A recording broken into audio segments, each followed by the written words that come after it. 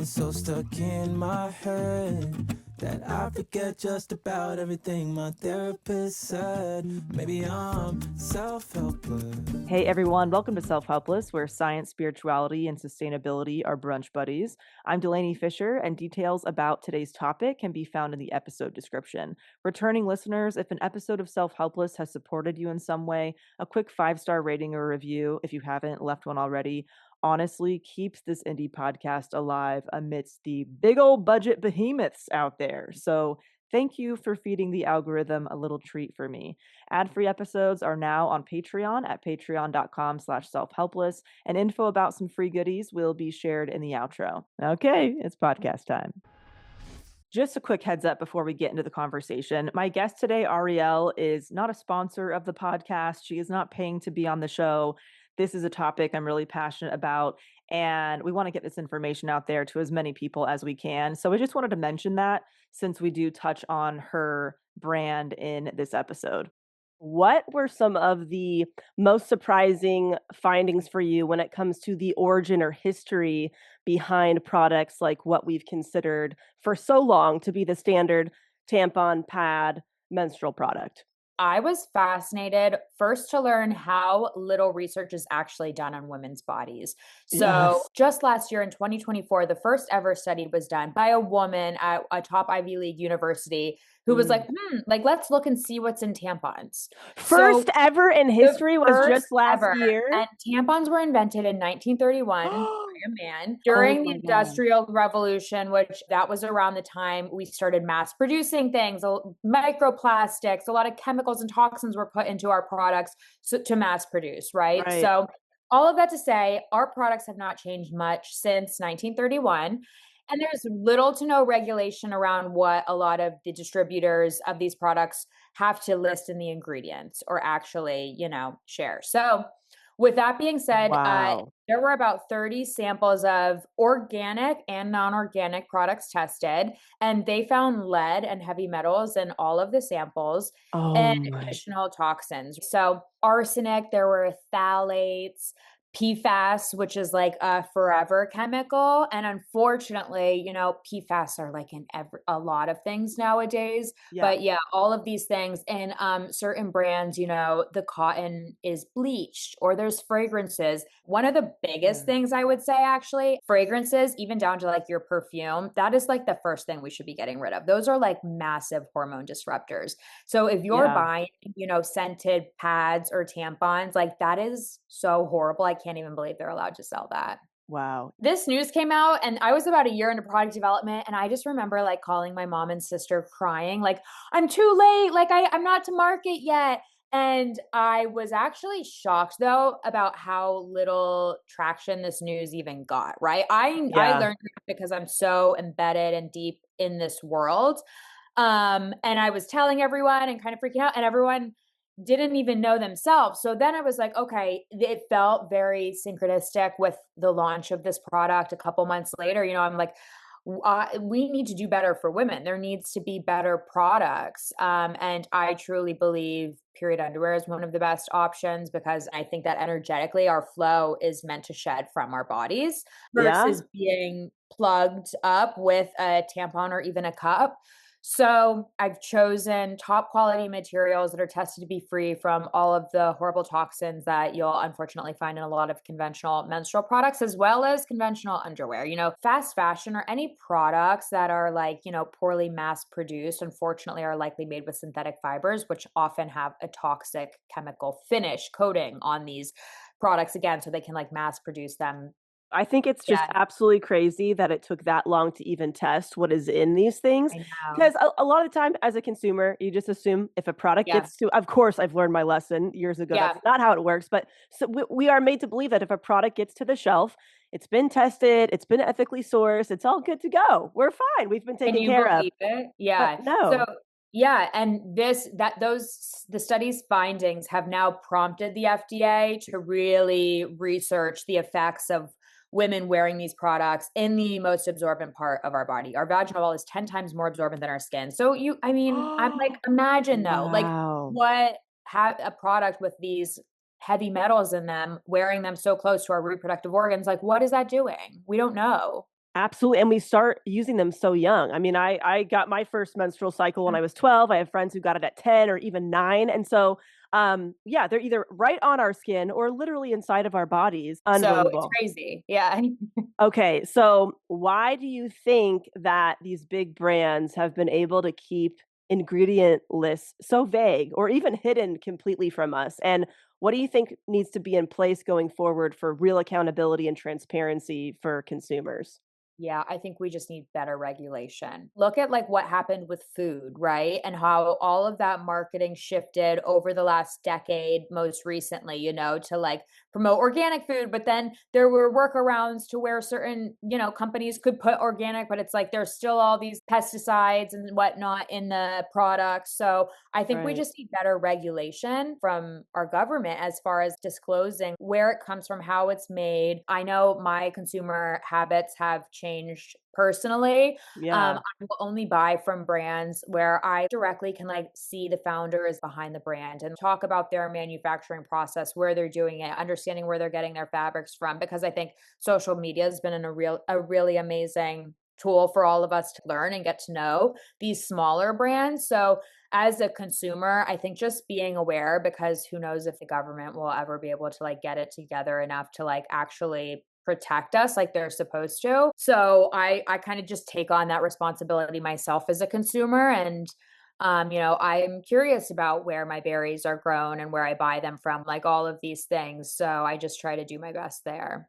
Yeah, absolutely. It's unfortunate that the burden is on the consumer, Yeah. but I also think that um, ignoring that isn't great. Like a lot of people don't want to know, and it's kind of this ignorance is Yeah. bliss thing. But at least in my experience personally, I found that ignorance was sick. My ignorance made me sick, and so once I just kind of accepted like I have to do the work. I can't Yeah. rely on the government or every Yeah. store out there to do the work for me. So I'm curious to know through your research or talking to experts, do you think there's a connection with these chemicals that we've been putting in us or on us for all of these many decades? Do you think there's correlation between maybe the level of menstrual pain we have, like cramps, or even do you think there's a connection with the infertility rate? Anything like that? I do. I 100% Wow. do. I talk to so many women who suffer with debilitating periods, right? Who tell me they've got 2 weeks out of the month that they can perform optimally. Then there's 2 weeks where their menstrual cycle just takes them out. And our Right. society has normalized PMS to make women think that we should suffer in silence or we should just deal with this, right? I know there was a study, I believe in Singapore it was, where the higher the concentration of forever chemicals was associated with about 30 to 40% lower chance of becoming pregnant. And of course, I'm sure there's lots of variables, but this is at least something to do further research about. Yes, it's not normal. I believe that we should be looking at our period as a report card from our bodies every month.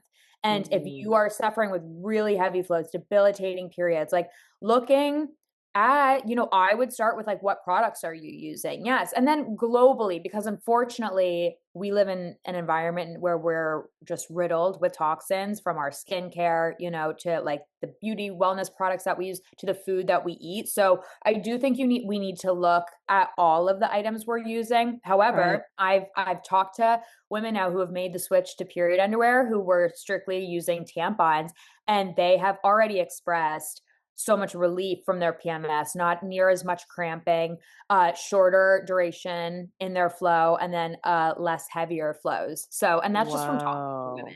So That's I do, crazy. One simple swap, right? I actually yeah, not even only recently, we've been told, like you said, this is normal, just deal with it, all that. And I actually changed the way that I was eating the week before my period and then the week that I'm on. yeah, And not only did it reduce my pain, I didn't have any cramps. And I have had yeah. terrible cramps since I was a kid. And I was absolutely floored. I was just eating a lot of fresh fruits and vegetables, nuts, seeds, like very simple stuff. So now I can't go back because those Yeah, those death cramps are not worth it. But I'm loving like these other swaps that we can do too. absolutely. It's the swaps. And then to your point, so it sounds like what you're doing, I'm not sure if you're aware, there's a term, it's called cycle syncing.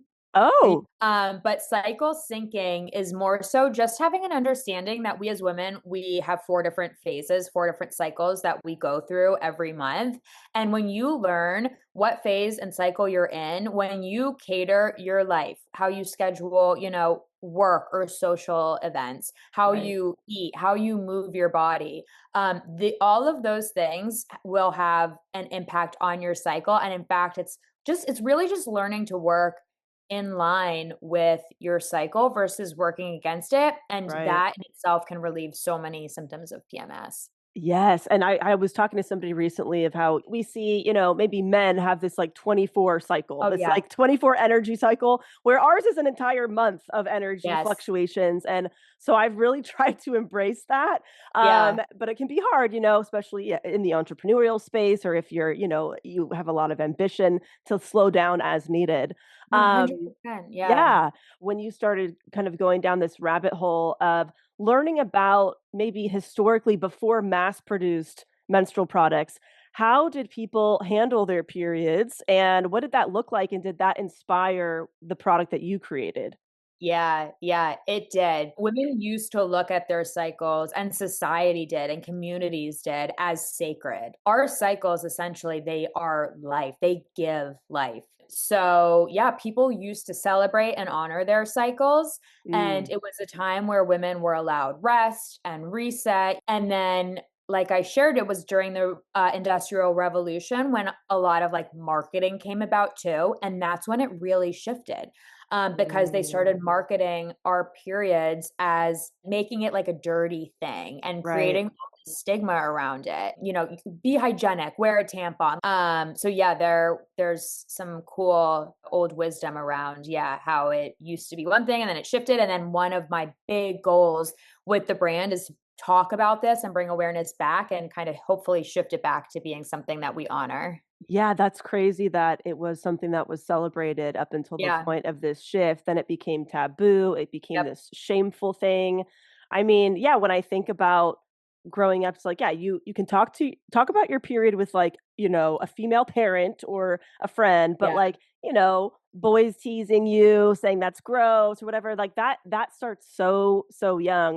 Do you have Yeah. any experiences like that in your background that you're hoping will other people will not have to experience if this narrative changes? Yeah, there really aren't any stories that come to mind aside from being always like so self-conscious when I'm like about to get it, or like constantly like looking back to check like my butt and my pants to make sure I'm not bleeding through if I'm out in public. And Right. um I would Yes. say from my own experience though, as a woman, just having to like show up and push through in our society that again operates on a circadian 24-hour rhythm, which adheres to a male's clock cycle, I just wish there was more sympathy, empathy for women, experiencing our cycles. Like maybe you work from home, maybe, you can plan your meetings or move your meetings around. Work can be more flexible. And it is really sad to me how, as young girls,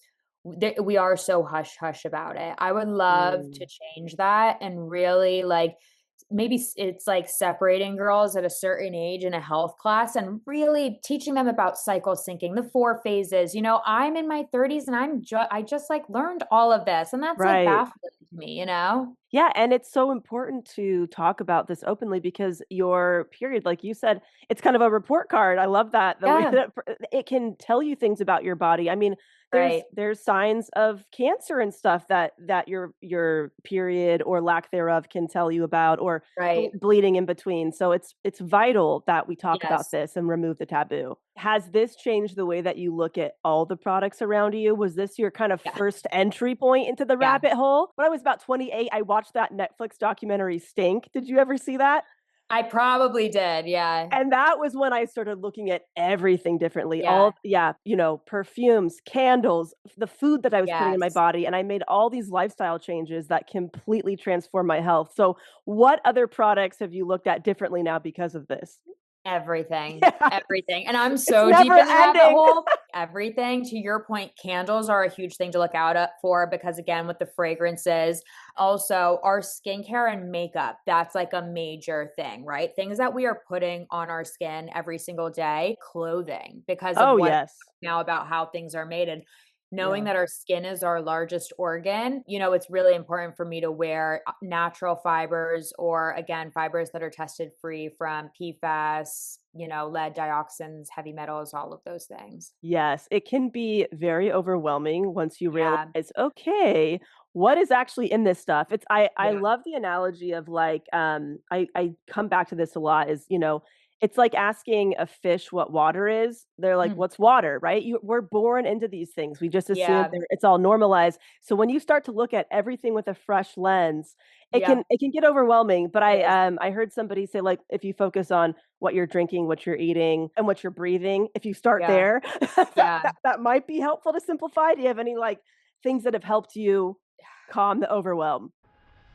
Who is the person in your life that's the hardest to shop for during the holidays, birthdays, really any time of year? I have been told that I am actually that person. I'm a minimalist, so I like quality, functionality, something that's ethically sourced. When I purchase a new gift for myself or someone else, I prioritize all of those things as well, which is why I love Cozy Earth. They have incredible everyday essentials like comfy loungewear and bedding. I have their bamboo stretch knit pajama set in one of my favorite colors, olive green. It is the softest thing that's ever touched my body. Cam and I are obsessed with their bamboo sheet set. They are 100% viscose from bamboo fabric, so it's very breathable. These are such practical, thoughtful, high quality gifts that can be enjoyed every day, all year round. Seriously, we spend at least a third of our lives in PJs and in our bed. Sometimes more than a third of your life if you're a homebody like me. Cozy Earth also offers a 100-night sleep trial, so you can try their sheets out, and if you don't love them, you can return them hassle-free. Trust me, you will not want to return these things. And they also provide a 10-year warranty. Black Friday has come early at Cozy Earth. Right now, you can stack my code HELPLESS on top of their site-wide sale, giving you up to 40% off in savings. These deals will not last, so start your holiday shopping today. I personally like to get my shopping done early. And if you get a post-purchase survey, be sure to mention that you heard about Cozy Earth on Self-Helpless. Wrap the ones you love in luxury with Cozy Earth.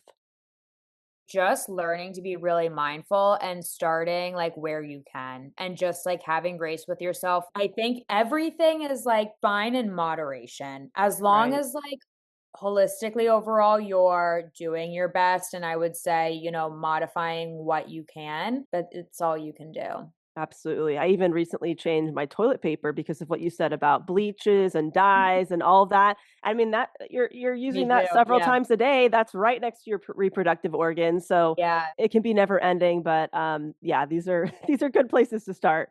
definitely. Do you think there is such a thing as a safe, quote unquote, safe tampon or menstrual cup, even? Because even let's say the material is safe in itself, there's still the issue of having something in your body for hours at a time, which obviously, can increase risk for bacterial growth, infection, etc. So, although we could improve and continue to improve these products, their safety and their materials, do you think they ultimately still miss the mark? Do you think it's going to be the future for us to kind of go back to like the free flowing, I guess what do they call it, like the free bleed, Yeah, it's right? like a movement, free Yeah, bleeding. yeah. Yeah. You think that's going to be the biggest difference?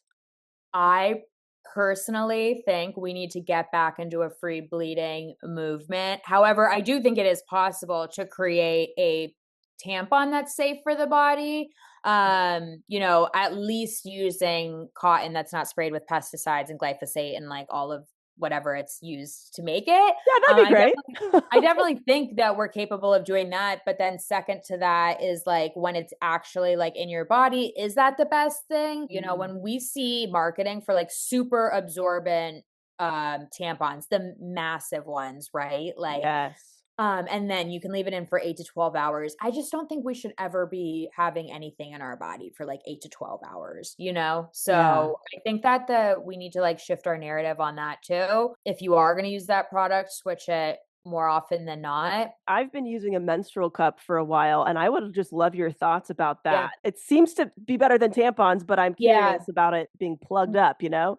100%. And look, I do think they're definitely better than tampons. From my understanding, they're often made with like a medical grade silicone, so that's fine. Just for me personally, I can't Yeah. wrap my head around the idea of this thing going inside of you, suctioning to you, staying in there, and then you have to like reach in and put like I for me it's like a no. Yeah, you know, even as a kid, you know, my mom told me about toxic shock syndrome with Yeah, tampons and all of these things, and right. so you learn early on that, you know, these things they can be dangerous. You're still yeah, like you said, like, you're still plugging yourself up with stuff. It's Yeah. still holding all of that old blood in your body, so for me, it feels like it's something that should shed out of us, but, you know, I do think I recognize too, you know, some women wanna be out and about and not worried about their underwear, pads, whatever, like, whatever is best for your body, we're all so different, you know? Right, right. And so how does like a period underwear work in the sense of like are so you're kind of sitting in it, right? Yeah. And how does that feel? Because right, like you can't wrap your hand around Yes, pulling yeah, something out, but I'm I like, know. how would sitting in it feel? I don't know. So I will say, as somebody who also used to be a pad girl before I was a period underwear girl, period underwear is so much better. And mine in particular, so the gusset or the crotch area of the underwear is composed of 3 layers. So it has a top layer that's designed to keep you cool and dry. It has a middle absorbent layer and then a bottom waterproof layer. So your flow as it goes into the underwear is Oh, very interesting. quickly absorbed by this really incredible absorbent fabric. And then the top layer is working to keep you cool and dry. And I can attest you don't feel like you're sitting in like a wet diaper or Oh anything. my gosh, Feels that's great. incredible. Oh Yeah. yeah, that's so cool. Yeah, brilliant. Yeah. How did you approach your own sourcing and production process? Yeah. I did so much research. So I just started to immerse myself in the world of textiles. I started learning about different fabrics. I ordered a lot of different underwear and like Mm. a bunch of different, you know, of like brands making similar underwear to like learn their fit, their like quality, like what materials they were using. I can't tell you how many Reddit threads I posted myself to get feedback and read through. I read through reviews on every other brand's website to like kind of get feedback from customers there. So, and I knew when I started a brand, I wanted to take advantage. I live in Los Angeles and I produce the product here. So I spent Mm. hours driving around downtown, getting connected to different manufacturers, production facilities, and then textile representatives who work with the fabric mills to order fabric from, right? So I Yeah. just started talking to a ton of people who shared their knowledge with me. I learned as much as I could to produce this product, and I made over 5 different samples of the body of the underwear and over 100 different iterations of the gusset again, which is like the crotch area. Just because I kept learning about better and better fabrics, and I knew the sustainable message was going to be really important to me Yeah. because you know I didn't want to just create another brand on the market. I wanted to be different, so Very cool. a lot of learning. What is your background before you made this shift, and what was the Yeah. moment where you're like, "You know what? I'm doing this thing." Yeah, I my background is I was in e-commerce, so over a decade of helping other brands with their direct to consumer Shopify website stores. I do a lot of Ah. email marketing. I did a lot of social media marketing consulting. So starting in corporate fashion, and then after 5 years of that, incorporating myself to work as a consultant because I always again had this itch to like do my own thing. Mm. And I thought that that would scratch that itch working as a consultant, but it didn't. It turns out I was just working even more for more people and always just trying to like learn as much as I could from other brands. And then I was like, what kind of problems am I experiencing in my own life? Because I didn't want to just come out with something else again, saturated. I wanted to make it different. I was like, oh, I'm not really thrilled with like my menstrual products. Let's make period underwear. I love your story and this example because I'm really big on everyday activism. I talk about it Yeah. all the time where we have in our mind that you have to either quit your job and protest every day, or you don't do anything, right? And activism can look so different in so many different ways. And I love the fact that you found an issue that you took upon yourself to solve. And I think we need to make activism more fun, more exciting, even lucrative or luxurious, because most people don't want to, couch surf and protest every day. And there's a million things that we can do in between that. Of course, we can do that too. But how has this shift changed your life? I've got to say, by the way, I am still consulting. I bootstrapped the business, and I feel like this is something else you don't necessarily hear a lot of founders talking about. I launched at the end of 2024, so I'm coming up on almost a year of it being live. Nice. I have tried to like scale back a little bit to be more part-time as a consultant, so I can give Flower Girl more of an honest effort, because I was full-time consulting still this entire year. So Flower Girl is like my baby. It's my side business right now. Yeah. And as a Nice. bootstrap founder, I don't have thousands of dollars to spend on marketing, which is why, I love having these Right. conversations. I like long form content better anyways. And I feel like this product requires a lot of like Same. education still. Yeah. So my route now has been, testing podcasts and whatnot, but I'm still working. So I'm still I appreciate the honesty, because yeah. that's the real stuff. I've gone back and forth between having more of day job situations or full-time entrepreneurship or whatever. And some people are honest about that and some people are not. Yeah. And Yeah. it does people a disservice. Like, look, you can still build an incredible brand. Yeah. And there's a lot of ways to do that, and a lot of ways. Definitely. And look, I'm not going to say it comes without sacrifice. I definitely had to learn how to say no. I also was at a point in my life where I felt like I was really reevaluating my social circles in general, and where I know I want to be in my life and how do I get there? I had to really sit down and be honest with myself. So a lot of weekends working and late nights, and it is a lot, but it's definitely the most fulfilling thing I've ever done. So that to me, that like is lets me know it's worth it. Absolutely. Is there a certain story or a couple stories that have really meant a lot to you, that people have shared with you after using your stuff? Definitely. Yeah. So, I launched with the idea this is period underwear, right? And it is. And what I've learned through the feedback that I've gotten is this underwear is also really incredible postpartum support for women. And Ah. that has been the most incredible feedback. I have a lot of my friends are starting to have babies now, and I actually pulled in a couple of them to help me with my beginning shoots, because I'm scrappy and I bootstrapped a lot, and I'm pulling in my friends to be my models and Yeah. their babies, and the photos are so well received, and it's I think triggered a lot of other new moms to like try the product. And I got this one review from somebody who shared, she had just had a baby 8 months ago, vaginal birth, and she was having experiencing bladder leaks.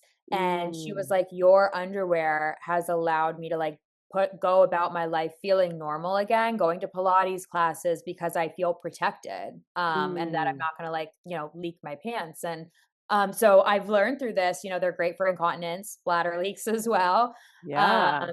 and somebody said something the other day to me as well for perimenopause. I didn't realize a lot of women can experience spotting or a lot of irregularities with their periods. And somebody just shared that they were great for that as well, because, I really designed them to be, I tried to find the like most thin material that I could from like a period underwear perspective, and to make them thin where they can be and like thick where they need to be, like so the crotch area. And so the goal was to make them feel like as normal as possible.